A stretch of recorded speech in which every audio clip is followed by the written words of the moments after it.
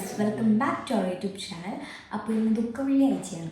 സ്പെഷ്യലായിട്ട് കഞ്ഞിയാണ് നമ്മൾ ഉണ്ടാക്കുന്നത്. കഞ്ഞി ഉണ്ടാക്കാം.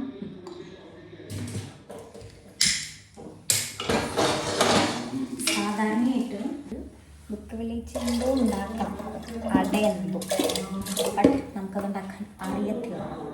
അപ്പോൾ നിങ്ങൾ ഓട്ടോമാറ്റിക്കായിട്ട് ബുക്കും അമ്മ എല്ലാം. സോ നമുക്കപ്പോൾ ഉണ്ടാക്കാൻ ആളും എല്ലാം. അപ്പോൾ നിങ്ങൾ അടുത്ത ക്വസ്റ്റ്യൻ ചോദിക്കും, ആരെങ്കിലും ഉണ്ടാക്കി കൊണ്ടുവരുന്നില്ല, ആരും കൊണ്ടുവന്നതാണ്. സോ എനിക്കാണെങ്കിൽ ഉണ്ടാക്കുന്ന ആഗ്രഹമുണ്ട്, പക്ഷെ മടിയാണ്. നമുക്ക് കഞ്ഞി ഉണ്ടാക്കാം. ഞാൻ ഉണ്ടാക്കും. സോ നമ്മൾ കുക്കറിൽ അരി വെച്ചു. അരിയല്ല, പൊടിയരി. ശരിക്കും പറഞ്ഞാൽ ഉപവാസമാണ് എടുക്കേണ്ടത്. വേണ്ട, അതിൻ്റെ ആവശ്യമില്ല. ആവശ്യമില്ല ശരിക്കും പറഞ്ഞാൽ. ഹേ ഗൈസ്, ഇപ്പം നമ്മൾ പപ്പടമാണ് ഉണ്ടാക്കുമ്പോഴേ ഇതെല്ലാം എടുക്കട്ടെ. വെറൈറ്റി ആയിട്ട് ഇങ്ങനെ അരിഞ്ഞിട്ടുള്ളതാട്ടോ. നോർമൽ വേണം. ഓക്കെ, പപ്പയ്ക്ക് പപ്പടം വറുത്തത് വേണ്ടാന്നാണ് പറഞ്ഞത്. പക്ഷെ ഇട കുത്തി കഴിക്കാൻ പാടില്ല. പിന്നെ പപ്പടം ഇത്രേ ഉള്ളൂ, ഇതിനെക്കാട്ട് വലുതാൻ പറ്റില്ല. സോ നമുക്ക് പപ്പടം അരിയാം. അരി എങ്ങനെയാന്ന് വെച്ചാൽ ഇങ്ങനെയാണ് തോന്നുന്നു. അങ്ങനെയൊക്കെ ഉണ്ട്.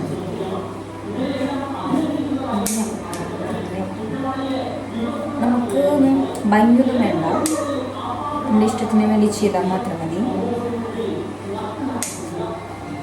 സോ പക്ഷേ സാധാരണ ദുഃഖവെള്ളിയാഴ്ച സാമ്പാർ, അവിയൽ, തോരൻ അങ്ങനത്തെയാണ് ഉണ്ടാക്കേണ്ടത്. നമുക്ക് അതിൻ്റെ ആവശ്യമില്ല, കാരണം നമുക്ക് കുറച്ച് ആൾക്കാരുള്ളൂ. ഞാൻ ബാലടിച്ചിട്ടാണ് പോയത്, അല്ലെങ്കിൽ ഡിസ്റ്റർബ് ചെയ്യാൻ കുറേ ആൾക്കാർ വരും.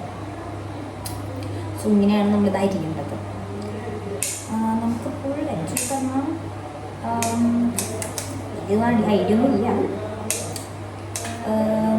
സാധാരണ ഞാൻ പറഞ്ഞ പോലെ ദുഃഖവെള്ളിയാഴ്ച സാധാരണ നമ്മൾ ഉണ്ടാക്കേണ്ടത് അങ്ങനത്തെ കറികളാണ്.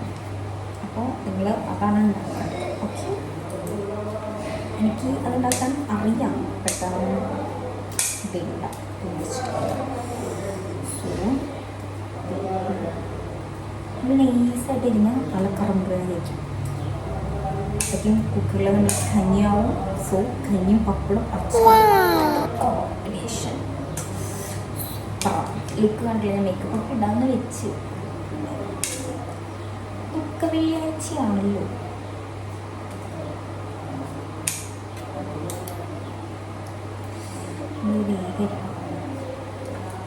ഞാനിപ്പോൾ പപ്പടം ഇങ്ങനെ അരിഞ്ഞ് വെച്ചിട്ടുണ്ട്. സോ പപ്പടം വറക്കണം. ചൂടിൽ തന്നെ കാണാൻ നല്ല രസമുണ്ട്.